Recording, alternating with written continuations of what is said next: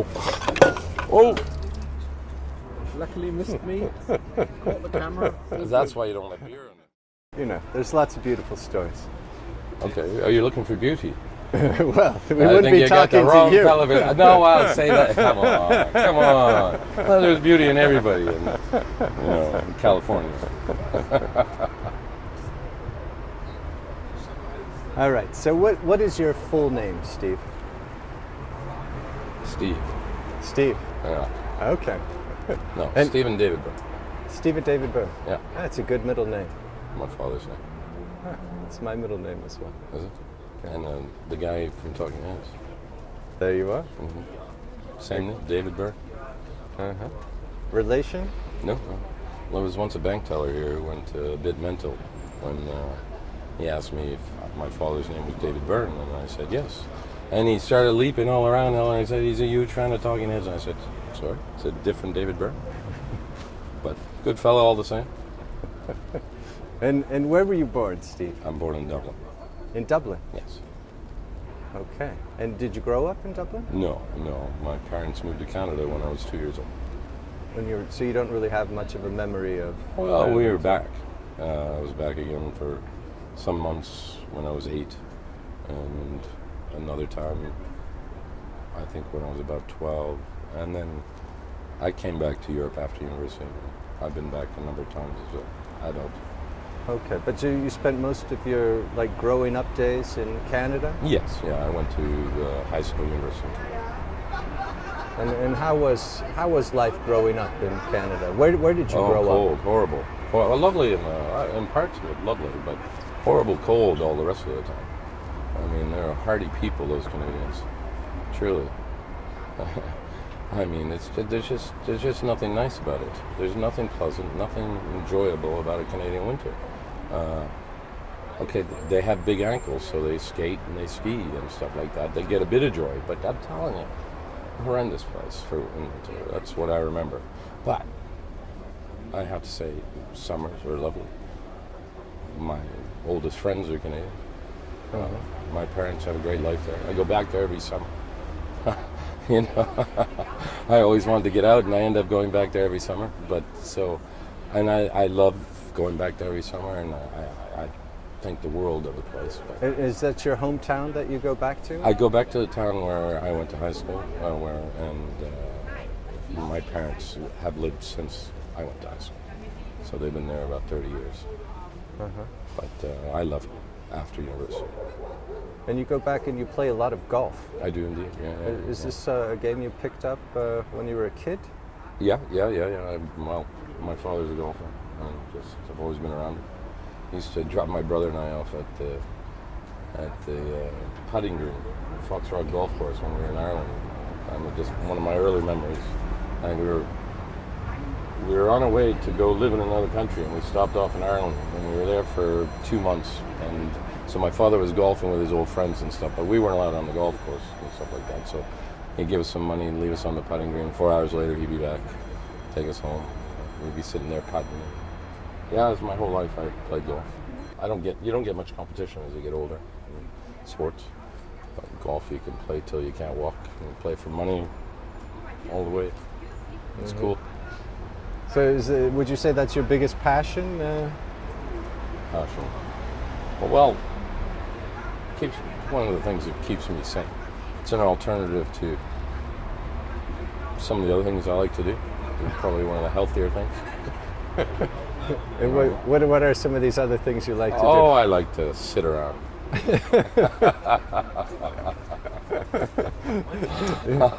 You like I smoke a lot. I don't know if you know what's that about.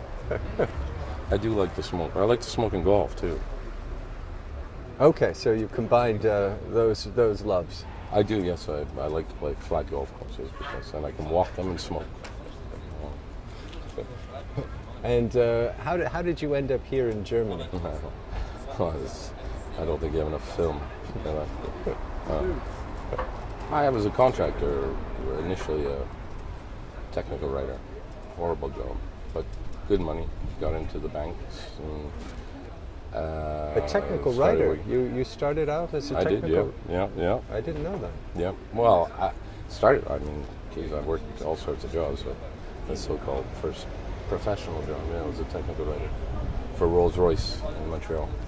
And then it led to other places in banking and investment banking. And then I got out of that as soon as I was able to, it was an opportunity to get your foot in the door, and then you find other things.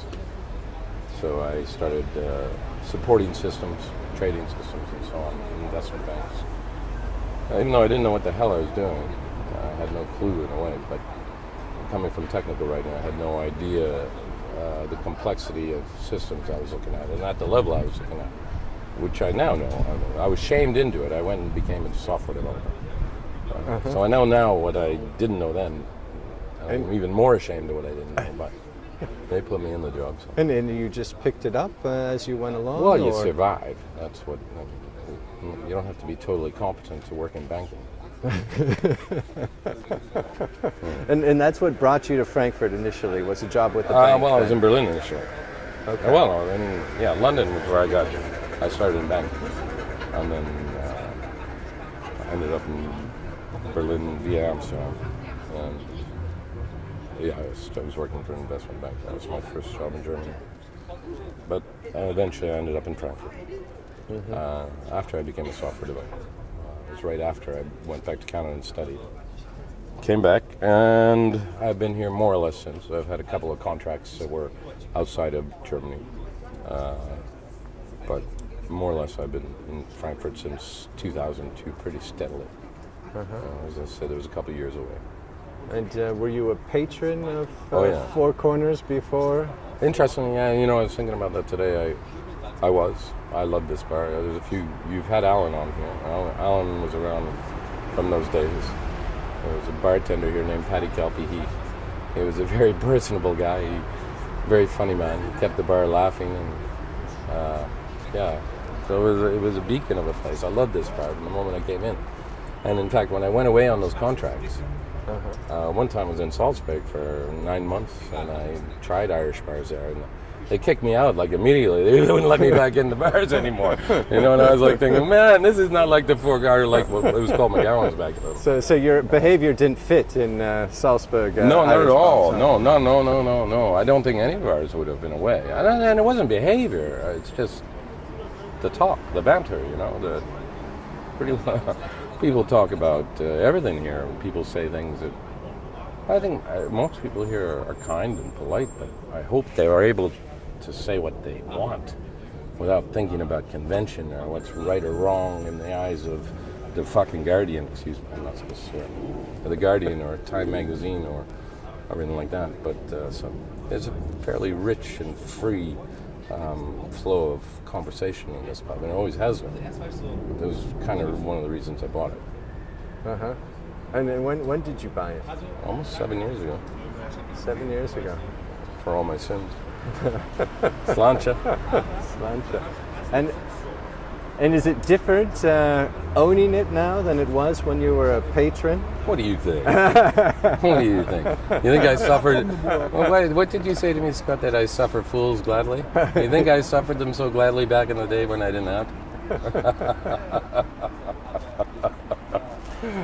Although, I mean, there was an element of something I wanted to have happen. There was the people who came in here a lot had felt a certain ownership of the place, a certain pride in the place, and that was back there in the day when the McGowans owned it, and we were all coming in here. Myself, the original wave of people who started hanging out in this bar.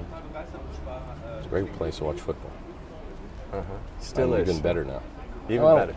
My idea was bring back that kind of camaraderie and that kind of, but I think it's better now. I mean, Kieran and Paul McGowan made a great pub, and I've hardly changed it. They're brilliant, and location is awesome. It's just about being a little bit serious and responsible, like I am, Feel pretty free.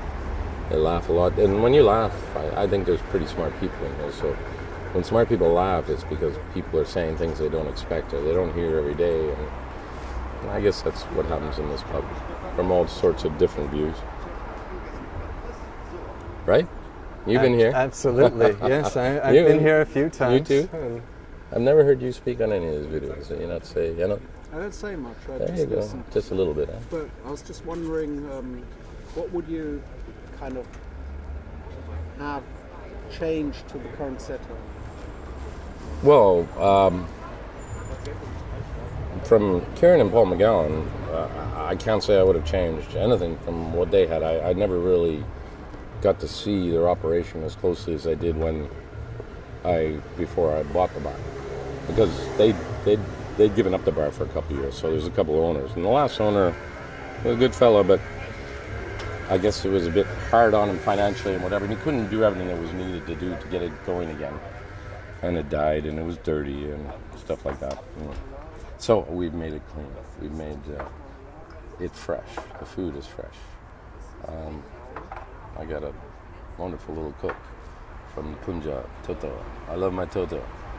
And we don't try to do more than a pub should, but still try to keep whatever we do fresh and good.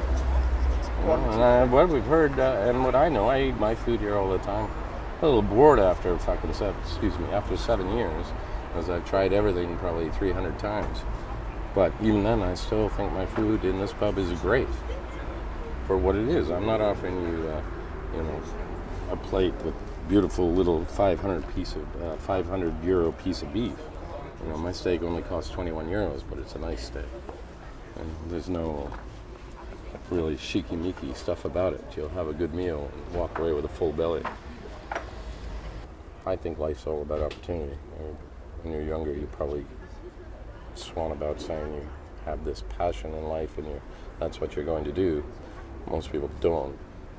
I think most people don't even have that passion. So it comes down to opportunity. The pub was an opportunity for me. I saw that I could make money off of it, that I could save a bar that I loved, make it good again. And maybe at the time I was spinning a bit too, and it gave me a bit of sanity, something to direct my energies towards. So in a way it might have saved you then. Well, it saved me. I don't know if this wasn't what was going to save me, maybe something else would have. But this was the first idea that popped into my head, or it was somebody mentioned that it was up for sale and the price, and so there was opportunity, and I'll always take opportunities, I think, especially I was kind of bored at the time. I can withstand a good deal of boredom. I'm quite a lazy man. But after a while, you need a bit of a challenge. I don't know. I was thinking of a friend of mine who took over his father's small business and turned it into quite a big business. And always visiting him in Canada and saying, you should do this, you should do that. And when this opportunity came and whatever was going on in my mind at the time, thinking, well, here's a chance to actually prove that what I say is, what I've said for years about how to run a business is the way to run a business. And I think I've done that. Well, was it challenging at first? It's always challenging. It's hard. It's a conundrum. It's a real conundrum now for me as a worker for many years and a true believer in the distribution of income, and that nobody is an island unto themselves, and nobody's rich alone. You need others. We should have a distribution of income, but I do know that running a business is fucking hard and thankless, and nobody's gonna bail you out when you fuck it up. Sorry, I was trying, but I couldn't come up with another word. That's okay. It is hard. Publishing in Germany. So the people who run business do deserve the rewards when they're successful. I guess I just don't agree they should get as much as they take. But I can see why they think they should sometimes. I disagree with the person because it's hard. It's hard. It's hard in German too. Oh my God, im Himmel! Look, this thing is what's causing the spilling of my beer. I can't remonstrate like an Italian. What is success to you, Steve? Excess? I've been thinking about that for, the old food. Excess is success. No, I have success. I've already been successful. I've lived for 53 years. Just making it through 53 years. Do I look like I'm starving? I got a roof over my head, like we all do. I don't know, maybe too many people think too much of success and don't really think what they have, especially over in our part of the world. We all have roofs over our head. We all have holidays every year. We all can come to my pub, have good beers. But the Four Corners pub, by the way, I don't know if they mentioned that. Four Corners Irish pub is Zyle 10. Yeah, nice plug, Steve. Yeah. If you could travel back in time and meet your teenage self, would you give your teenage self any advice? I think everybody would, wouldn't they? Huh? I think everybody would, wouldn't they? What advice would you give your teenage self? Listen to this guy.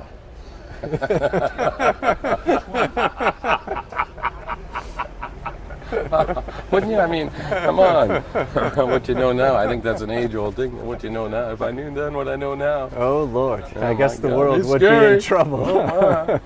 Oh, my. But, yeah.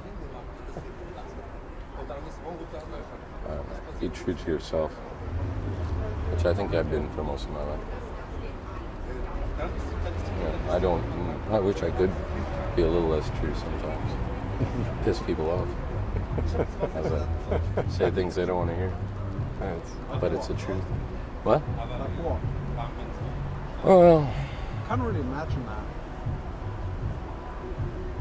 No, you can't. You've been in my pub many times, and you can't imagine that? Well, I tend to. Rather kind I man. tease people. I tease people when they parrot things at me. When they talk ideas at me that I know are parroted from television, mainstream media.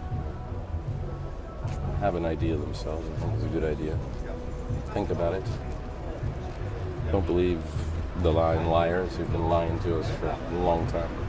Are I always you find that hard, you know. If I sat there and I've known you for 20, 30 years, and every year I lied to you 10 times about things that cause you heartache and pain and financial misery, would you still believe me 30 years later? You know, on everything I said.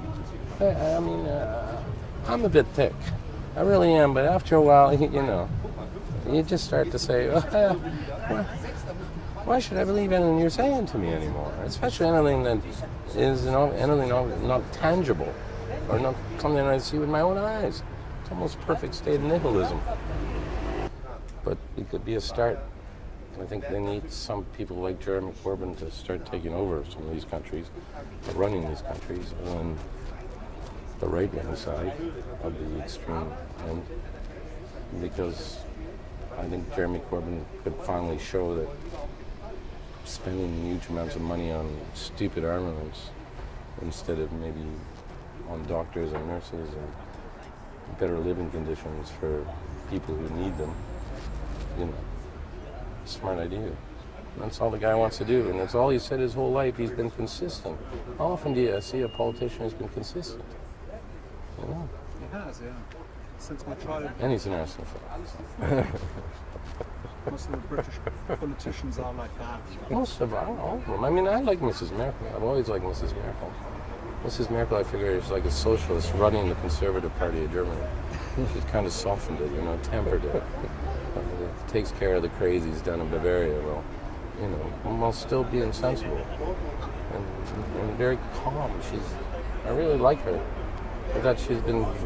I lived in this country most of her premiership and most of her time as leading this country. I've had a good life, you know. I found it very fair and very kind. And I mean, she gets slagged off for taking 1 million people in. Even people who I consider friends are not uncomfortable with how many people came into this country. But and I said, you know, you should be fucking proud. Took in 1 million people and were able to integrate them and feed them. And if you didn't do it, they would have starved. They would have died. You know, and she went after the best instincts of human beings. You know, rather than looking at the political decision, how it would affect her. Cool. But people don't see that here. But she's been here a long time. And she's not very glamorous. But she's cool. I like to smoke a joint with Miss Merkel. Oh, thank you. How about your spirituality? do you kind of have beliefs? Or I mean, we've been talking about, you know, truth and... I don't know. I believe. I remember, there it almost happened again. I remember Hemingway said, oh, maybe I'm wrong. Something about, if you want to stop drinking, try and do everything you're going to say you're going to do when you drink. Yeah? Because you say a lot of things, you know. But no matter what, I think it is important, but you're never going to always be completely successful to try and do what you say you're going to do. Try and be honorable. Try. You know. Don't settle for low-hanging fruit. Challenge yourself. Oh, that's nice. All right. I think that's great. Thanks, Scott. Okay. Thank you, Steve. Thank you.